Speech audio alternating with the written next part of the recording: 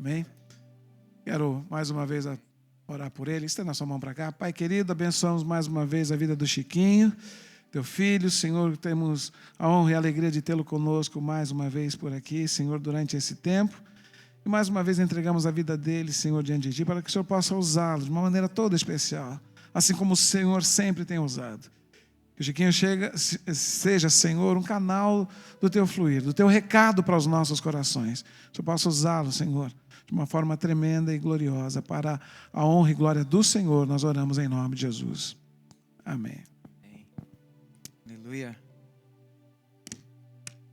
Cacau apresentando, mas acho que não precisa de apresentação não, né, cara? Sou de casa já, não, meu? Sou daqui já, privilégio do Senhor poder voltar. Sempre digo isso, né? Todas as vezes que venho, eu tenho um prazer enorme de estar com os irmãos e considero um privilégio do Senhor poder ir, voltar, estar com a família. E dessa vez, é a primeira vez que eu vou levar uma bagagem viva de volta. Dessa vez vamos ter o Baby Pedro aqui, o Peter. É assim que fala em inglês? Então, discutindo, se a gente vai pôr Peter, se a gente vai pôr Pedro, sei não. O que Deus vai direcionar aí no dia 15.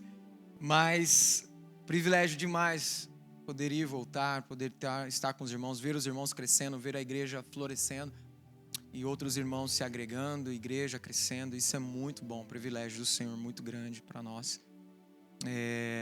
E claro, sempre que você se lembrar, ore por nós muito.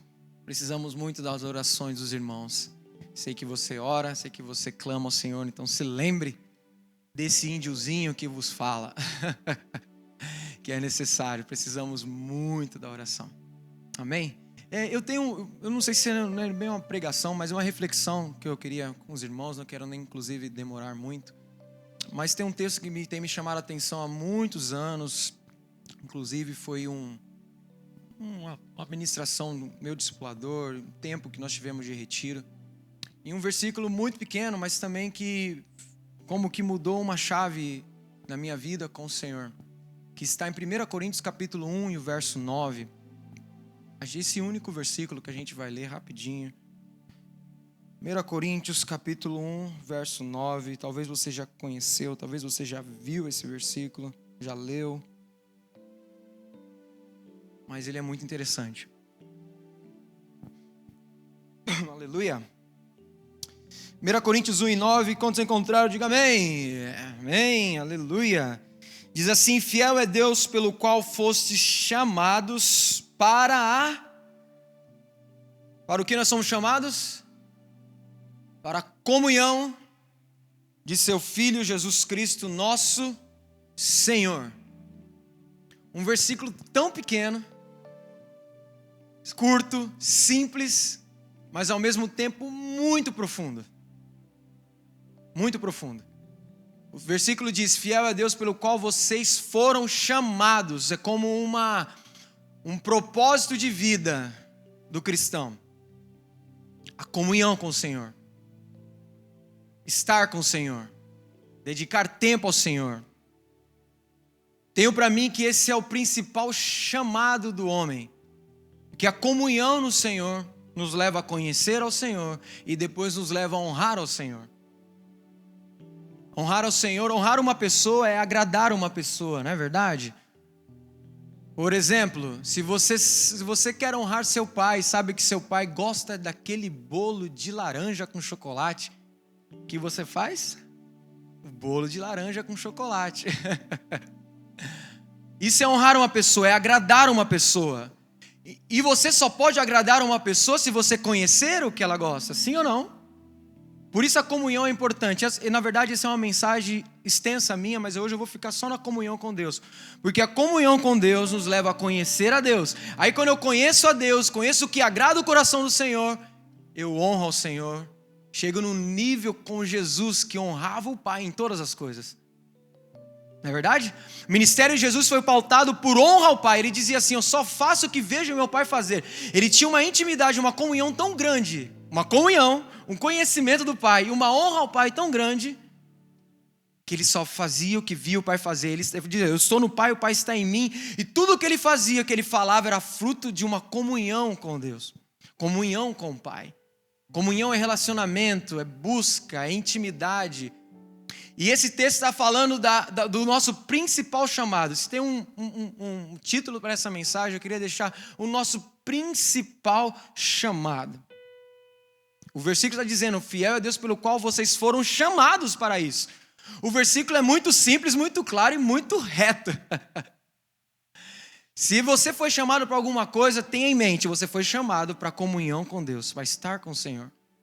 Você pode ter chamado ministerial, você pode ter chamado para as nações, você pode ter chamado pastoral, você pode ter chamado para dons, talentos, mas o teu principal chamado é estar com Ele, é comunhão com Ele. Esse é o principal chamado da igreja. Eu tenho para mim que Deus está de novo avivando a sua igreja para despertar, para voltar ao princípio de todas as coisas, de quando nós orávamos, nós buscávamos, nós éramos intensos no Senhor. Amém? O Senhor está nos levando para outra vez. O Senhor está avivando o Brasil. O Senhor está fazendo algo diferente no Brasil. Eu estou lá. Mas eu tenho visto, o Senhor está fazendo algo de acordo de dentro para fora. O Senhor está movimentando pessoas que você não imagina, que a aparência talvez não seja nem de crente, mas são pessoas que estão passando noites em oração, buscando ao Senhor, jejuando ao Senhor, e são esses que vão ouvir a voz do Senhor. Foi Samuel que fez sua casa lá juntinho da arca, né? O mais perto possível do Senhor. O mais perto possível da voz do Senhor. E apesar de Eli ser o sacerdote, quem ouviu a voz de Deus foi Samuel. O amor de Deus é para todos, mas a voz de Deus é para poucos. Para aqueles que falam assim: eu vou pagar o preço da comunhão. Eu vou negar a mim mesmo, eu vou voltar a orar como eu orava. Vou negar a mim mesmo, vou voltar a jejuar como eu jejuava. Eu entendi esse principal chamado. Gente, o que é principal, sim ou não? Não dá para negociar. Você pode fazer o que for da vida. Você pode ser um empresário, você pode ser um cara de talento, você pode ser o que for na vida. Porque essa palavra está dizendo, não está falando assim: fiel é Deus pelo qual fostes os pastores chamados para a comunhão. Não, todos nós. O principal chamado da igreja é voltarmos à comunhão, a estar com Ele, a sermos cheios da sua presença, a sermos cheios daquilo que realmente pode saciar sua fome de Deus. É a comunhão com Deus e nada mais. Fiel é Deus pelo qual fossem chamados para a comunhão. Para a gente entender um pouco mais, a gente teria que voltar um pouquinho lá na criação, lá no Éden. Vamos ficar aqui só sobre a comunhão. Acompanha comigo aqui. A gente conversar um pouquinho só sobre a comunhão. Você vai entender que esse foi um princípio de Deus estabelecido lá no Éden, quando formou Adão e Eva. A gente volta um pouquinho lá em Gênesis 2 e 7. Diz assim, Gênesis 2, capítulo 7, diz: e formou o Senhor Deus o homem do pó da terra, e soprou nas suas narinas o fôlego de vida, e ele se tornou alma vivente. Versículo 7, Gênesis 2, Deus estava formando o homem.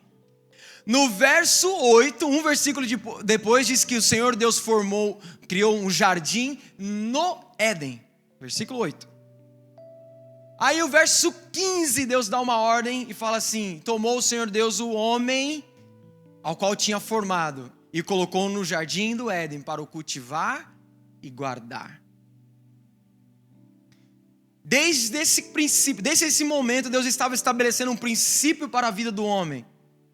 Porque quando Deus falou assim: cultiva e guarda o jardim, não estava falando assim: cultiva e guarda só fisicamente, porque o jardim, o Éden, está falando da presença de Deus. Quando o Senhor Deus falou assim: cultiva e guarda o jardim quer dizer prazer, ou seja, cultiva e guarda a minha presença. Esse é o princípio estabelecido por Deus já no Éden.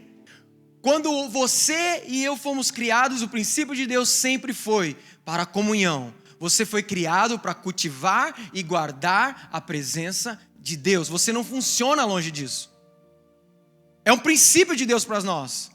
Nenhum homem consegue viver longe da presença de Deus. Ele sobrevive longe da presença de Deus. Ele não consegue compreender que a falta, o buraco na sua alma é do tamanho do Deus. O homem foi criado para a comunhão. Adão foi criado para comunhão com Deus. Esse é um princípio estabelecido por Deus já no Éden, para que você tenha uma noção. Você foi criado para cultivar e guardar a presença de Deus. Fiel é Deus, o qual fosse chamados para... Lá em Coríntios, Paulo está falando de algo que Deus estabeleceu lá no Éden, lá na criação do homem. Você foi criado para cultivar, guardar a presença. Não sei se você está entendendo a importância desse versículo. Ele vai muito longe daquilo que nós estamos falando. Não é um versículo lá em Coríntios somente para a igreja em Coríntios. Deus está falando de algo eterno. A comunhão com Deus, algo eterno. Algo que o homem precisa cultivar, guardar, fazer crescer. A gente precisa voltar a cultivar, a crescer na presença do Senhor. Cultivar é fazer crescer. Guardar, você só guarda aquilo que tem valor. Você entende? Se a presença de Deus tem valor para você, se a presença de Deus tem valor na sua casa, guarda ela, protege ela. Tudo que possa fazer fugir, tudo que possa afugentá-la, tudo que possa expulsar a presença do Senhor, rejeita. Diga: na minha casa, a comunhão com Deus é principal. A presença de Deus precisa estar no meu lar, porque esse é o meu principal chamado. Para isso eu fui criado. Amém? Quantos vão voltar a cultivar ou vão conseguir cultivar e guardar a presença de Deus? Diga amém. Esse é o principal chamado da igreja. Comunhão com Deus. O Cacau comentou aqui sobre ser criado. Eu fui criado, né, no ambiente desse. Fui criado num ambiente de muita oração. Fui criado na Assembleia. Nasci, meu pai já pastoreava, já usava paletó. Aliás, demorou para eu ver meu pai usar uma calça jeans. Agora já, depois de 50 anos. Mas eu cresci num ambiente maravilhoso. Eu amo a Assembleia de Deus.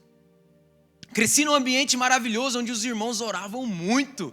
Minha mãe, já falecida, os joelhos negros e calejados de oração. Por vezes eu passava de madrugada para ir no banheiro e eu via meu pai e minha mãe orando de madrugada. Um ambiente de adoração, um casal que compreendeu que cultivar e guardar a presença de Deus começa na casa.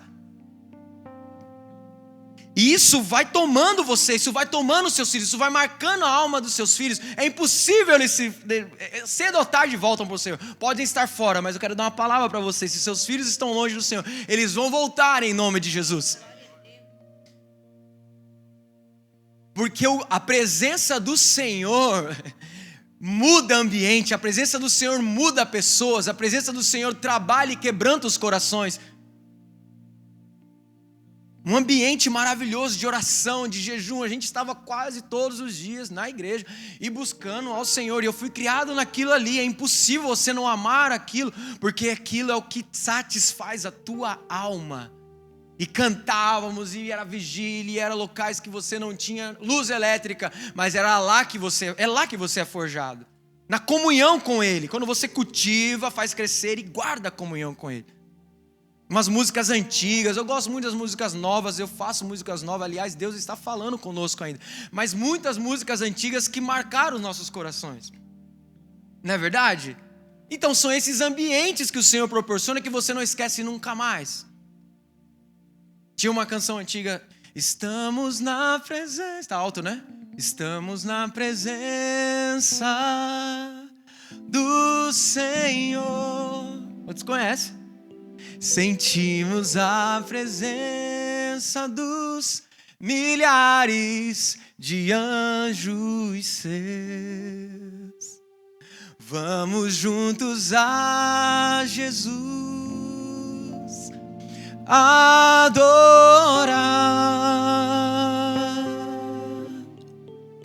e na sua santa presença continua. Essa daí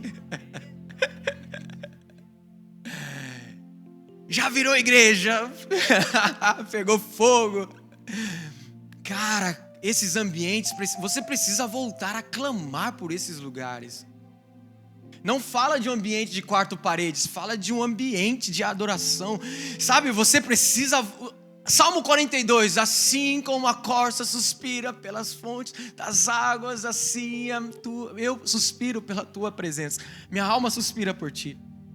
A igreja precisa voltar a ter desejo.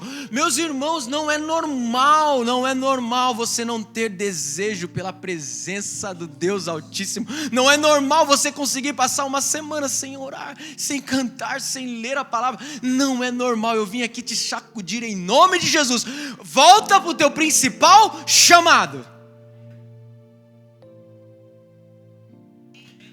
Oh, glória, está esquentando. É o principal chamado da igreja, não dá para negociar, meus irmãos, não dá para negociar. Buscar o Senhor, estar com o Senhor é a melhor coisa do mundo. Só quem já pisou lá no Santo dos Santos sabe que não pode viver em outro lugar, cara. Então é isso que o Senhor quer nos lembrar nessa noite, nessa palavra simples aqui, o Senhor quer nos lembrar de que nós fomos criados para cultivar, guardar a sua presença, fomos criados para isso, amém? Lá no Gênesis, você começa a olhar a criação ali, eu fiz questão de voltar, ler Gênesis 1, Gênesis 2, esse momento que Deus criou o homem. Gênesis 1, você vê algumas coisas, e você vê alguns padrões de Deus na criação ali das coisas, na criação da terra, na criação do homem, das plantas, e eu percebi alguns padrões, ou talvez, eu posso dizer, princípio de Deus. Um primeiro princípio, e você vai lembrar comigo aqui, isso daqui, meus irmãos, é reflexão, viu? Não é doutrina não, viu? É meditação. Uma coisa que eu achei interessante olhando Gênesis 1, Gênesis capítulo 1, Gênesis capítulo 2 é que vamos entender, aquilo que veio primeiro vai servir o que vem depois. Aquilo que foi criado primeiro vai servir o que vem depois. Vamos supor, eu fiquei olhando Gênesis 1, Deus primeiro criou a terra, depois as plantas e animais, ou seja, a terra para servir os animais, as plantas. Aliás, a terra realmente serviu. Deus disse: terra, produza plantas, produza ervas. Então estava ali servindo. Aquilo que vem primeiro vai servir o que vem depois. Você vê as águas, Deus disse a mesma coisa. E no caso de Adão, a mesma coisa. Eu lembrei contigo, Gênesis capítulo 2, o verso 7. Gênesis capítulo 2, verso 7, Deus forma o homem. Gênesis capítulo 2, verso 8, um versículo depois, Deus planta um jardim no Éden e põe um homem ali que tinha sido formado. Ou seja, Adão já tinha sido criado quando Deus criou o jardim. O que Deus estava dizendo para o homem, e o princípio era esse: aquele que nasce primeiro vai servir o que vai vir depois. Eu creio, tá, meus irmãos, aqui na meditação, que eu creio que talvez Adão viu Deus criar o Éden, colocar o Éden ali no jardim, o jardim no Éden, para ele entender que era uma responsabilidade dele cultivar e guardar aquele lugar. O jardim quer dizer o prazer da presença de Deus, cultivar e guardar a presença de Deus. Então o homem estava entendendo que aquilo era uma responsabilidade dele. Duas coisas a gente precisa entender nessa noite. A responsabilidade de cultivar e guardar a presença de Deus é minha e sua. O entendimento de Deus sempre foi: eu crio, mas você cultiva. É responsabilidade do homem cultivar, guardar, fazer crescer a presença de Deus. É assim que Deus colocou para Adão: Adão, esse lugar está sendo criado para você cuidar. Adão foi criado para o jardim, não o jardim foi criado para ele. Era uma responsabilidade dele cultivar e guardar aquele ambiente em que Deus se manifestava a ele. Você precisa aprender, você precisa cultivar e guardar, cuidar do ambiente que Deus se manifesta a você. Não está falando de um ambiente físico, mas está falando de um ambiente espiritual que você conhece muito bem, que você precisa voltar para ele nessa noite. Criado para isso, motivado para isso. Responsabilidade do homem. A segunda coisa que você precisa entender é que é um privilégio. Ter a presença de Deus em ti, em mim, isso é um privilégio. Você não pode levar isso como um peso. Oh, vou cultuar hoje. Ai, o louvor. Ai, a palavra. Irmãos, isso é um privilégio da igreja, dos santos. O Criador habitando na criatura, a presença de Deus fazendo presente na tua casa, na tua vida, te motivando, te direcionando. Isso é um privilégio. Da criação, só Adão foi criado e colocado na presença de Deus. As plantas foram criadas para habitar na terra, os peixes foram criados para habitar no mar, os luminares do céu. Só Adão foi criado e colocado no Éden, na presença de Deus. É um privilégio. Quem não valoriza o privilégio que tem, seguramente vai chorar pela colheita que não vem. O mundo não valoriza o privilégio que tem de ser chamados filhos de Deus. Um dia o Senhor Jesus vai voltar. Eles vão falar: se eu tivesse me atentado para o privilégio de ser chamado filho de Deus.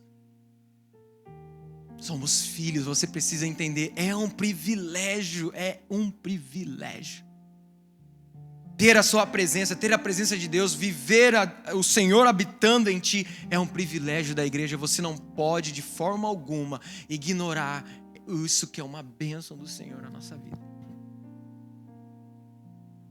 Quando estão entendendo, diga amém, em nome de Jesus.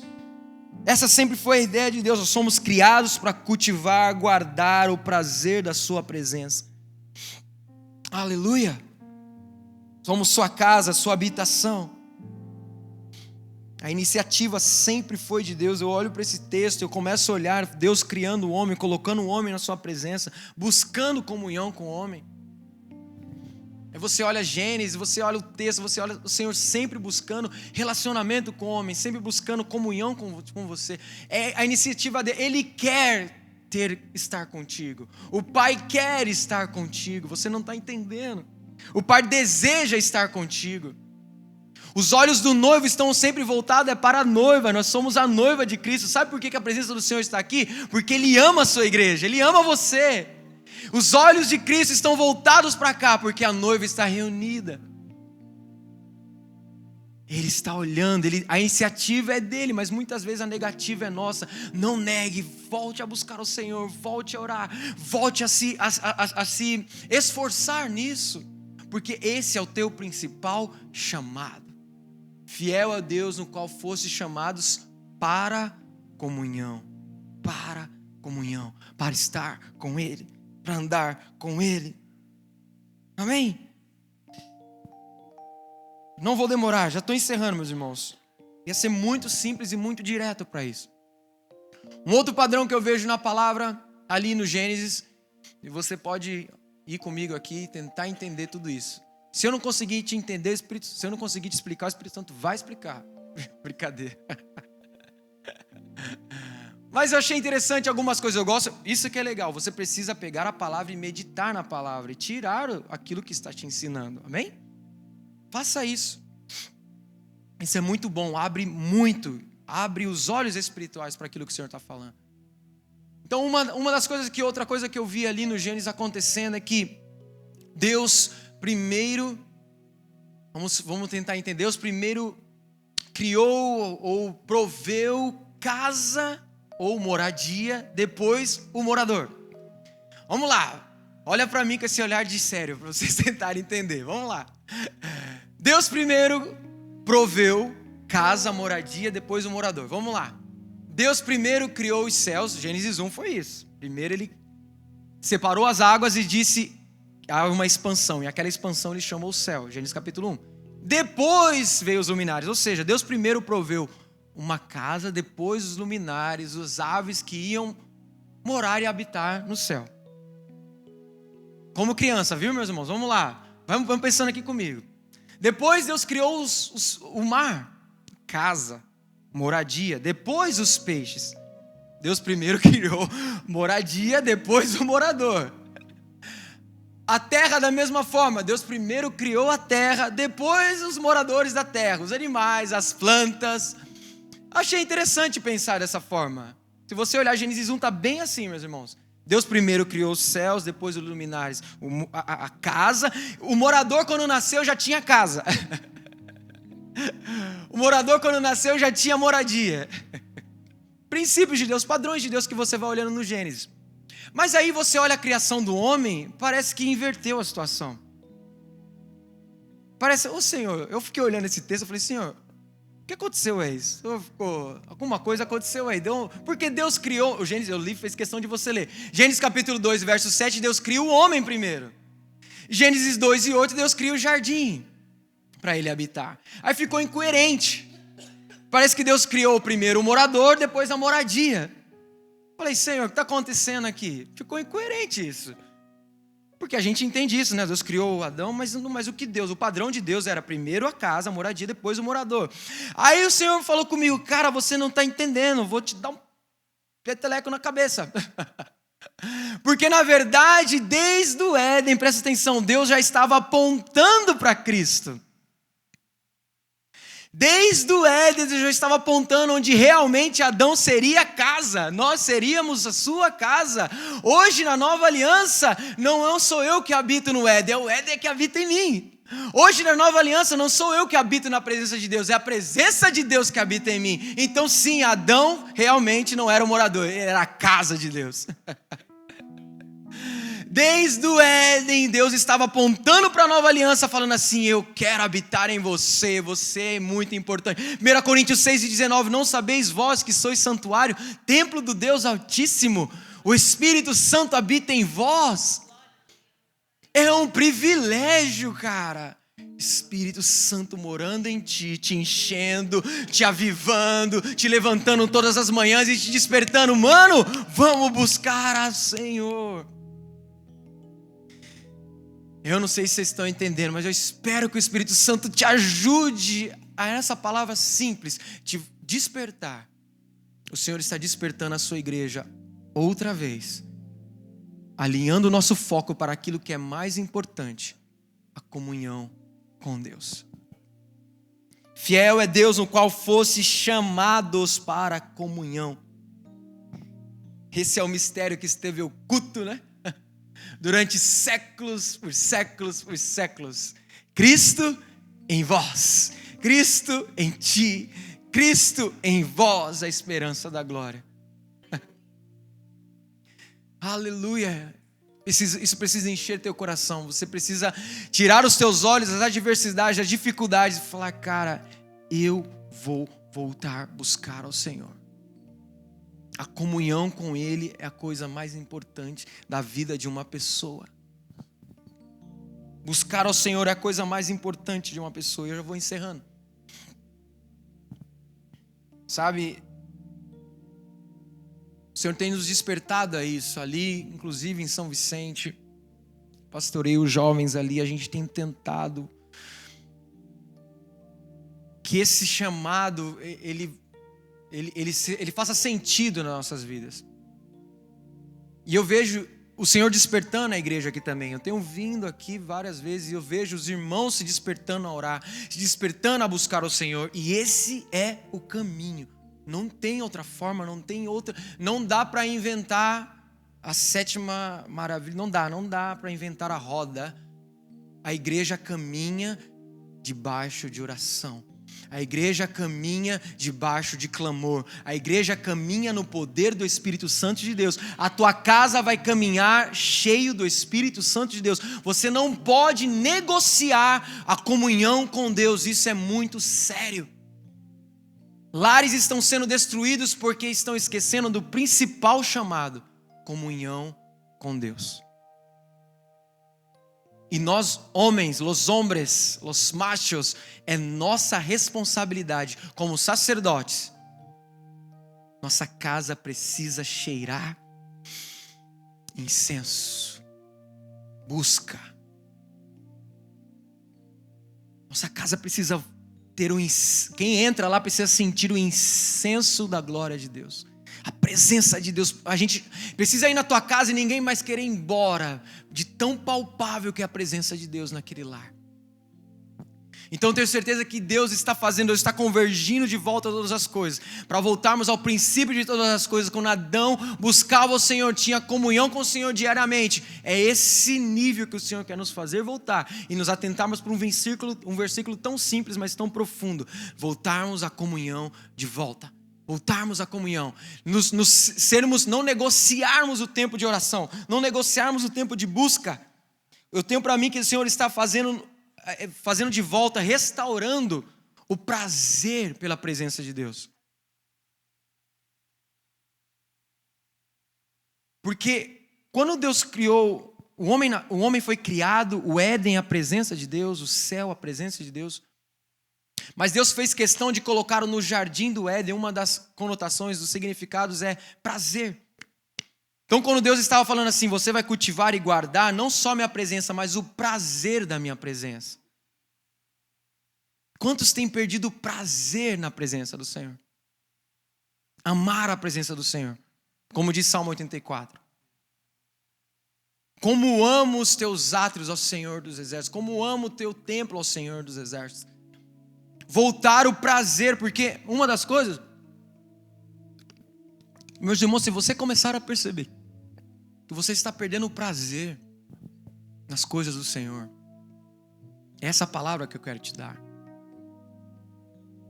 Cultivar a presença do Senhor, mas cultivar o prazer, amar.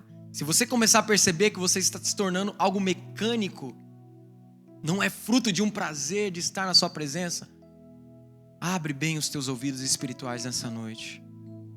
O Senhor fala, Senhor, eu quero ter prazer nas coisas espirituais. Clama ao Senhor nessa noite, Ele pode fazer isso, Ele pode devolver o prazer de buscar ao Senhor. Prazer nas coisas espirituais, prazer na oração. Sabe, como eu falo para você, esse versículo tem transtornado minha vida há alguns anos. E eu comecei a orar nesse sentido. Porque às vezes a gente é tão involucrado na obra do Senhor, fazemos tantas coisas, que a gente começa às vezes a se tornar mecânico, a gente começa a perder o prazer de estar com Ele, da comunhão com Deus. A gente se envolve tanto na obra do Senhor que nos esquecemos do Senhor da obra. Isso é muito sutil. Você não ter mais prazer de estar na presença do Senhor, não ter disposição para isso. E eu comecei a orar quanto a isso. Comecei a pedir em oração isso ao Senhor. Eu falei, Senhor, poxa, por que eu tenho tanta dificuldade em orar? Eu vejo um filme 3 horas tranquilamente. Eu não consigo orar 10 minutos. Comecei a orar isso no Senhor. Eu falei, Senhor, o Senhor precisa mudar meu coração. Ou eu preciso me converter. Poxa, eu jogo bola, eu amo futebol, jogo bola 2 horas, 3 horas, não me canso, posso trabalhar no outro dia, mas eu não consigo ler a palavra 10 minutos, orar. Que raio de crente sou eu? E comecei a orar nesse sentido, comecei a pedir realmente, meus irmãos, Senhor, me devolve o prazer pelas coisas espirituais, me devolve, eu quero voltar a ser um adorador verdadeiro da sua presença. E uma das manhãs, eu costumo orar pela manhã, uma das manhãs que eu estava orando, eu pedi isso ao Senhor, Senhor, eu não quero ser um hipócrita, eu não quero ser algo assim, eu quero te buscar verdadeiramente, ter prazer nas coisas. O Senhor me disse assim, você precisa orar, não até ter orado, você precisa orar até a oração te ter. O que é isso, Senhor? Eu estava entendendo. A oração, meus irmãos, ela é insistência. Presta atenção que eu vou te falar. Oração é insistência. Você dificilmente vai chegar no Santo dos Santos em 10 minutos. Ou seja, você não vai chegar no prazer de uma oração em que Deus fala contigo em pouco tempo, talvez.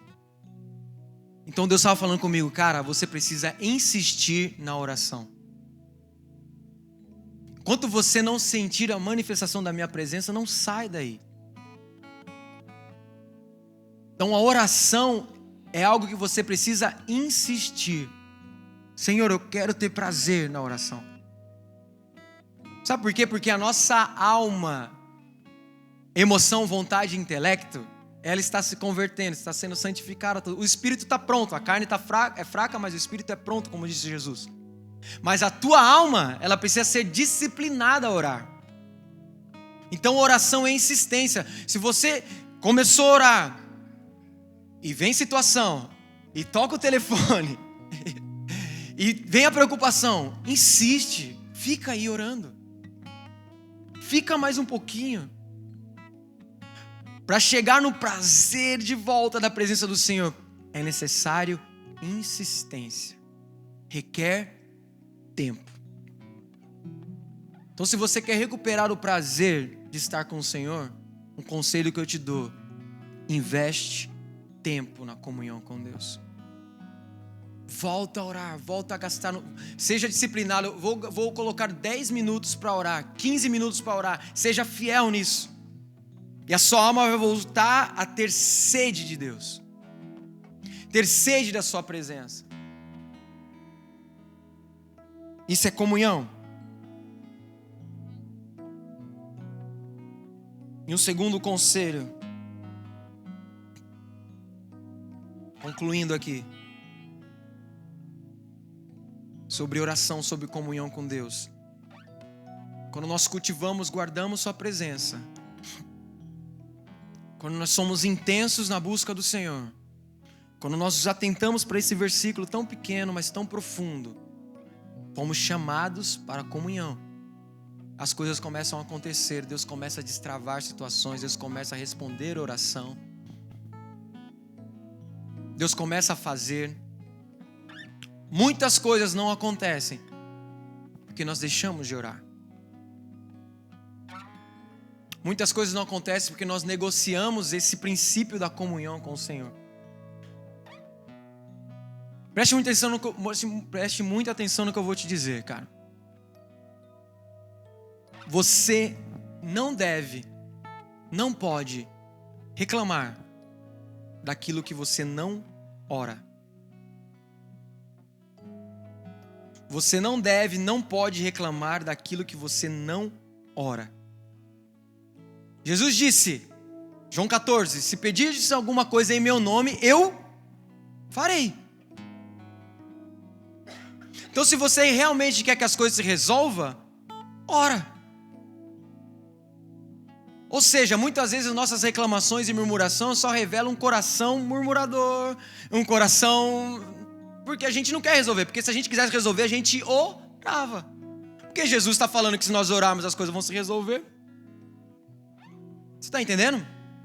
Então não reclame daquilo que você não ora. Se você não ora pela cidade, não reclame da cidade. Se você não ora pela igreja, não reclame da igreja. Se você não ora pelo pastor, não reclame do pastor. Se você não ora pelo teu marido, não reclame do teu marido. Se você não ora pela tua esposa, não reclame da sua esposa. Você não deveria reclamar daquilo que você não ora, porque se você quer realmente resolver, ora. Porque o Senhor Jesus disse, aquilo que pedirdes em meu nome, eu vou fazer. A oração é a chave que abre portas impossíveis. Então o Senhor só me enviou aqui nessa noite para te lembrar que você tem um chamado especial, a comunhão com Deus. Fica de pé no teu lugar, vamos orar.